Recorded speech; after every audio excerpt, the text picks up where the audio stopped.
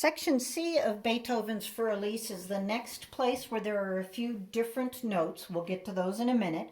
It begins in measure 61, and it's so important to be able to count the 1, 2, 3, 4, 5, 6, 1, 2, 3, 4, 5, 6, 1, 2, 3, 4, 5, 6, 1, 2, 5, 6, 1, 2, 3, 4, 5, 6, 1, 2, 3, 4, 5, 6, 1, 2, 3, 4, 5, 6, 1, 2, 1, 2, 1, 2, 1, 2, 5, 6, 1, 2, that's measure 70, 71, 5, 6, 1, 2, 3, 4, 5, 6, 1, 2, 3, 4, 5, 6, 1, 2, 3, 4, 5, 6, 1, 2, 5, 6, 1, 2, 3, 4, 5, 6, 1.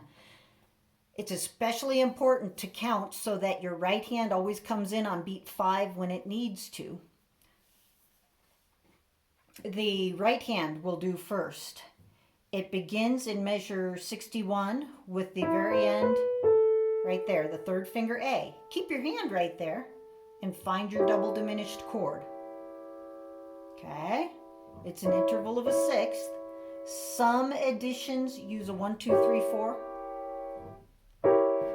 I just take the 1 and the 5 and I scoop my hand up to the FAD. Then I take my thirds and I keep my thirds and add that diminished G sharp, A minor, coming down in sixths.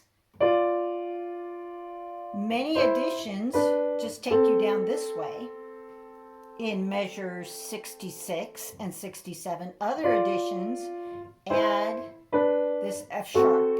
It's completely up to you. 1, 2, 3, 4, down, down, 1, 2, 3, 4, 5, measure 68. So your hand is just in shapes of sixths the whole time. Measure 70 is the same as measure 62. Likewise for 71 is 63. But don't add the G sharp. 1, 2, 3, 4, 5, 6. Here's some more sixths. G, E flat. F, D, E flat, C, D, B flat. Some editions don't have this F. I use it because I keep the D and the F in measure 75. For this chord, I keep the D and the F. For this chord, I keep the D and the F for measure 76.